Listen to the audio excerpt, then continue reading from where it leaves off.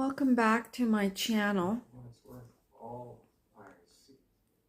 It's been a while, and the reason for that is because I have been caring for my father. We live in two different cities. He's 5 hours away from me, and I had noticed that he was having memory problems. So after a period, when I found out that he was getting lost when he was driving in his own neighborhood, taking him 2 hours to find his house, I knew then that something had to be done. So I contacted, actually I didn't contact. What happened was I got a call from his neighbor, and they had found him unconscious in his driveway. So I told them to call an ambulance, and he was brought to the hospital because he banged his head and he was pretty scraped up. As it turns out, he was severely dehydrated, and that was one of the causes of his falls. Not to mention he was unsteady on his feet. So the hospital, I had mentioned to them that he had a memory problem, and they had suggested that he go for cognitive testing, and they were going to do the referral because he had never been officially diagnosed. So I agreed to that, and he lives in Whitby, Ontario, and so he was going to go to Oshawa, the clinic there, where they do cognitive testing, and it's all through Bayshore Community Care. So I was happy about that, and he ended up being discharged and he was home again. So as time went on, I was wondering when I was going to hear about the appointment and so on and so forth. I ended up phoning them.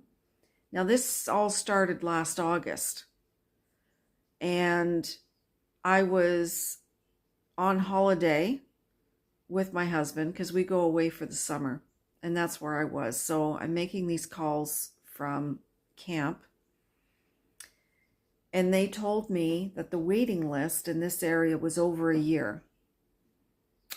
And that really concerned me because he was still driving, and I knew that I had to get something done soon before he either caused an accident and killed somebody or killed himself. So I contacted Sudbury. It's called the Gain Clinic. I contacted Sudbury to see if I could get him in there sooner, and they too had a waiting list of over a year. And I was like, wow, that's how many people are losing their memory. It's insane. Over a year for an appointment. Now, where I camp, it's close to Elliott Lake, Ontario. And I thought, I'll try there because they have a Gain clinic. So I called them, and they said, sure, we can see him anytime. And I thought, perfect, because he was going to be coming up to see us for the holidays. He wasn't driving. He hadn't driven to my house for years because he would never be able to find his way. So I would drive down to Whitby, pick him up, and bring him back. So that's what I did. I drove to Whitby, which is a 5-hour drive. I picked him up. I brought him back to our place. 2 days later, we drove to Elliott Lake, which was almost 2 hours away, and he got tested. And when he came out of the room, he asked me, he said, how do you think I did? And I said, well, I'm not too sure yet because I wasn't allowed to be with him. I said, I'm not too sure yet, but I said, when I find out, I'll let you know. Well, as it turns out, they pulled his license immediately. And they told me this. So I told my dad, I said, Dad, I said, unfortunately, you've lost your driver's license.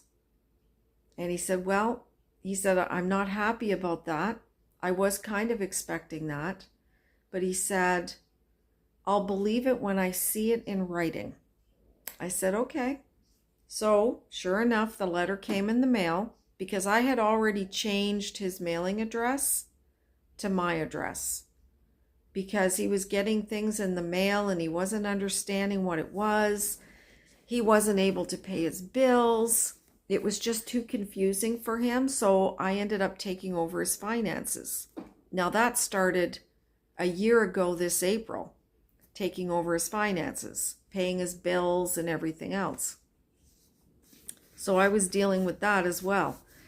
And so the letter came and I read it to him. And then he resigned himself to the fact that he is no longer driving. He didn't put up a fuss about it. He was expecting it. And he wasn't surprised. And the reason for that is because, unfortunately, my mother also got Alzheimer's. And she had early onset Alzheimer's.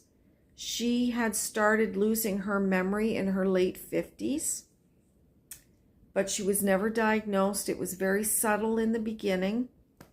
And then when she turned 68, her memory was really bad then. And she was forgetting a lot of things. And she too was still driving. And she was making really bad mistakes. I was in the car with her and she pulled out into oncoming traffic. Everybody was honking their horn. And I'm asking her, what are you doing? This is when I realized how bad it was. I said, what are you doing? I said, you can't do that. Can't you hear everybody honking their horn? And she said, no, I don't hear anything. It was just like nothing had happened. Meanwhile, I was scared to death. She almost killed us. Then she was running red lights, running stop signs, slamming on the brakes suddenly, and she almost ran over people in parking lots. It was just crazy. Anyway, she lost her license. She ended up getting tested. She lost her license, and to make a long story short, after she was diagnosed, she was already in a nursing home in less than a year. That's how quickly it progressed. Thankfully, she was just down the street from my dad. He was able to go and see her. He was absolutely devastated.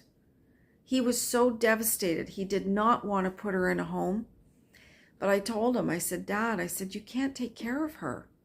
I said, you're in a 2-story house. She's falling down the stairs. She ended up in the hospital at one point. And while she was at the hospital, I drove down here and I went to see her and they wanted to discharge her home. I said, you can't. I said, he can't care for her. And I'm in Sudbury. That's where I live. I'm 5 hours away. I said, her memory is so bad and the disease had advanced so much that she didn't even know what utensils were anymore. She was trying to put knives in her mouth. She was trying to put Preparation H on her toothbrush. She wasn't able to dress herself anymore. She was terrified to get in the tub. She would just scream at the top of her lungs. She was so scared to be in the water, to wash. So it was a huge challenge. So when she ended up, it was called Fairview. Beautiful, beautiful facility. And it was just down the street from my dad. But he was so upset. He was there every single day. As soon as he got up, that was his mission. He got ready and he drove down there and he was spending all day with her. They ended up calling me and said, he shouldn't be here all day. He's going to wear himself out. So I called my dad and I told him, I said, Dad, I said, the staff is there to care for her. You don't need to be there all day, every day. And he just said, I can't. I just can't not be there for her. So I said, okay, I'm going to come down. And when I come down, I'll stay a few weeks and we'll alternate days. So you can do what you need to do at home, your groceries, cut the grass, whatever it is you need to do. I will be at the nursing home. And then you're free to do that. Hospice relief, caregiver relief. Because honestly, when you're dealing with somebody with Alzheimer's, it's a full-time job. Full-time. You neglect everything in your life. It doesn't matter what it is. You don't even have 5 minutes to yourself. That's how demanding it is. And so he agreed, and I was really thankful for that. He agreed, and that's what I did. Alternated. But again, I have a home. I have a family. I have a husband. I have a life. So the most I was down here was 11 weeks. And then I would go home for a couple of weeks, and then I would leave and come back. And then I shortened the time because it was becoming too difficult for me. It was hard. It's a long way to travel. When you're traveling that often, you're leaving everything behind. Nothing's getting done at home other than what your husband is doing. So I started shortening the time that I was here. And I would spend 2 weeks, 3 weeks, just depending on what time of year it was. And organizing gatherings, family gatherings at the nursing home. Anyways, I'm going on and on. My mom got real severe to the point that she lost the ability to walk. She lost the ability to talk. And she lost the ability to eat. And there wasn't anything we could do. She was in the nursing home for just over 3 years when she passed, and that was in 2019. And that was just heartbreaking because my dad called me. I had just been here, and I had to go home. It was winter time, and I went home, and I hadn't even been home, not even less than a week. My husband had left, because a good friend of his childhood friend that he grew up with, had developed MS, and he passed away suddenly in his sleep. So my husband had left Sudbury, drove all the way down to Port Credit for the funeral. I got home. It was basically hi bye, and he left. And then 2 days later, I get the phone call that my mom had passed. So I phoned him. The funeral was over by then. And he just said, I'm on my way back. And he came all the way home. And then we turned around and came down here because she had passed away. Now, when that happened, my father, when she was just close to death, he phoned me. And he said, I'm sitting next to your mother. And he said, they told me she doesn't have long. She's not going to make it. I felt terrible because I wasn't there. And he was by himself. And it was the worst snowstorm that night. Nobody could go anywhere. It was so bad.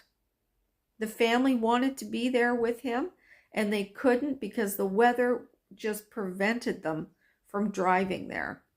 So he ended up being there by himself, and that just absolutely devastated him.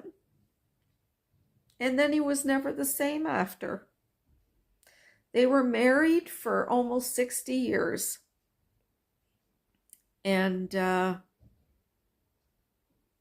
yeah, it was devastating.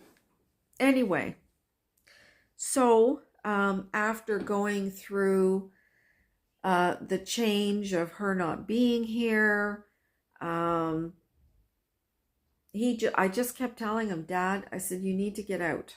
You need to get out. I said, you can't sit in the house by yourself every day. I said, you just can't. You need to get out. You need to do something. And thankfully, my mother's friends, she had a lot of friends because she was a social butterfly. She had a lot of friends. She had at least 10 that she saw on a regular basis. And they adopted him in to their group, which was wonderful because then they were calling him, coming over to visit, sitting out on the patio with him, going for lunches and dinners, inviting him to events. And that's how it's been since 2019. November the 11th, 2019 is when my mother passed. And so since then, he's been doing pretty good. He was taking care of the house. He's in a 2-story house, doing everything that normally needs to be done.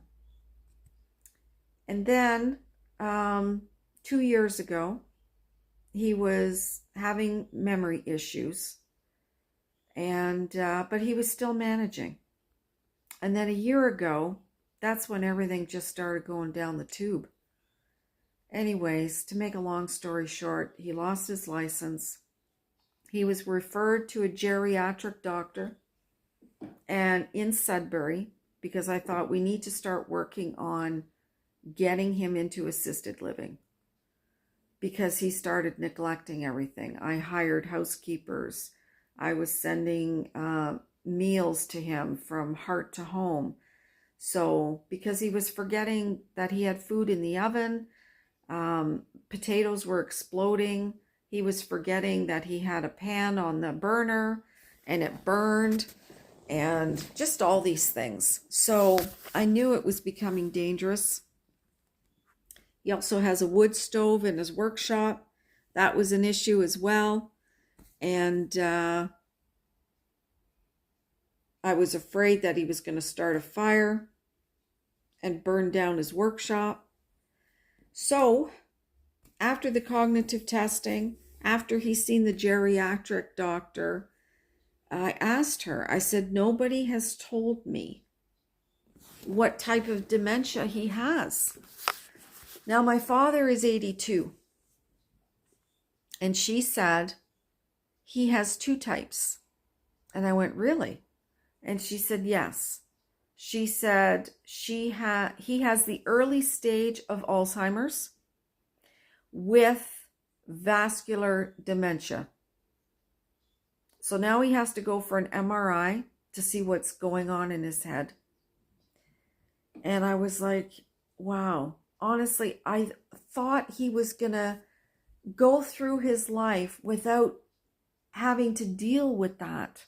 After we went through that with my mom, it was a nightmare, an absolute nightmare. And it was just heartbreaking. I don't know, like there are people out there that deal with Alzheimer's, and unless you've had somebody close to you that has Alzheimer's, you don't know the extent of how heartbreaking it is, how devastating it is.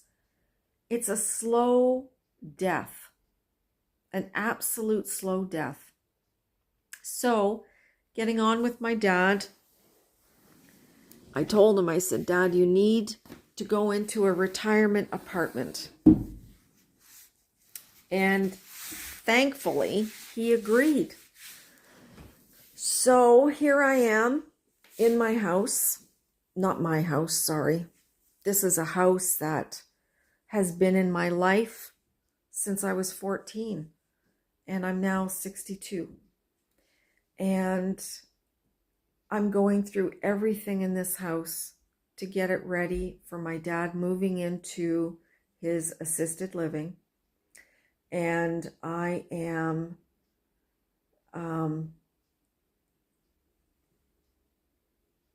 packing and getting ready for the movers. So it's been very difficult. There's a lot of memories in this house, And the only good thing about it is my dad has Alzheimer's. He knows the house is going to sell. And he doesn't seem to be heartbroken about it. He's just like matter of fact. But that's the disease. The only thing that he said was, I need to go back there because of my workshop. My father was a sheet metal worker and a licensed carpenter. That was his life. So the workshop he has is over 60 feet long. And the stuff he has in there is absolutely insane. So here I am in his house, and I'm just going to give you a quick look here. This is the dining room, and as you can see, I've already taken apart the dining table with the help of my husband and my father. Boxes that I've packed. Oh, somebody's at the door. I need to take a break here. Sorry about that. It was the neighbor. I told him to go through my father's workshop, and because we've taken out as much as we can. And I said, go through it, and if there's anything there that you want, then just take it. Because we don't have time to be selling stuff. And it is really hard selling stuff today. Nobody wants to spend money on used things or whatever, including furniture. My parents have antique furniture, and nobody wants anything to do with it. Even the auction house said, don't even try selling it because it won't sell. You're going to end up giving it away. Giving it away, that's another thing. My dad said to me specifically, if you're going to donate anything, Salvation Army, because that's how my mother was raised, Salvation Army. Well, I called the Salvation Army in 1, 2, 3, 4 towns, and they're not taking donations because they don't have the room. And it's like, what am I going to do with this stuff? Anyways, I'm trying to sell pieces on Facebook Marketplace. I sold my first little piece this morning. I got a couple of people coming today. I've got somebody coming tomorrow. But that's difficult too because everybody says they want it and they're going to come and then they don't. So anyway, yeah, so this is, I'm going to give you a quick tour. This is the dining room. It's in a mess. I've packed all this stuff. This corner here is all donation. It's going to the Kidney Foundation. And that's my father's workshop through the window. I don't know how well you can see it. The windows are pretty dirty. I got to get those cleaned. And this is the living room. All of this is going. The movers are coming on Monday. And then it's a very tiny kitchen. Very tiny kitchen. But my dad, he did all the work, all the carpentry, all the trim, baseboards. He did everything in this little kitchen, which worked for them. We were just a family of 4. And yeah, it worked well. He did all the flooring in here. As you can see, it's all oak. He did the staircase. The staircase is all oak. And this is the upper floor. He did the railings. He did the upper floor. He did the doors. This is one bedroom. Everything is in a mess because this is the den, or it could be a nursery. But that was the office space. And then the master suite, he did everything in here, which, yeah, I mean, I've already packed a lot of stuff, so it's looking pretty barren. This is the bathroom. It's a small bathroom, but he did all the work in here. He did all the tile work.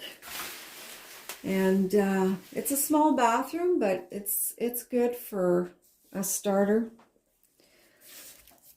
Anyway, so out the window here, as dirty as the window is, that's the yard. There's a lot of memories here. 14 years old. moving here, going to school here, high school, getting married, all that stuff. Lots of memories. And lots of work to get this house ready for sale. Anyway, so that's what I've been doing. And my phone is ringing. It's been ringing off the hook. Everybody's calling me. Yeah, so anyways, I just wanted to let everybody know that this is what's going on, and that's why I haven't really been doing any YouTube. And after I leave here on Monday, I have to go to his apartment and set it all up and pack. And by the way, there's Teddy. Teddy, say hi. Say hi. Yeah, so I'm going to go to his apartment, get it all set up, unpacked, and then hopefully I can get him in there Wednesday of next week. And then I'll be able to take a breath, and then my husband and I will be coming back down and getting the house ready to be listed. So anyways, thank you for watching. If you liked the video, as short as it is, give a like. It helps. If you haven't subscribed, please do. Even though I haven't put anything on yet or for a while, I will once I get my dad settled, and then I'll be able to start filming again. Right now I'm using my phone, but I do have other cameras, and I really enjoyed it, and I miss doing that because, well, it takes time, but any time that I tried doing anything, I was getting constantly interrupted, and it was my dad asking questions, so I had to take a break. Anyways, thank you for watching, and we will hopefully see you soon. Bye for now.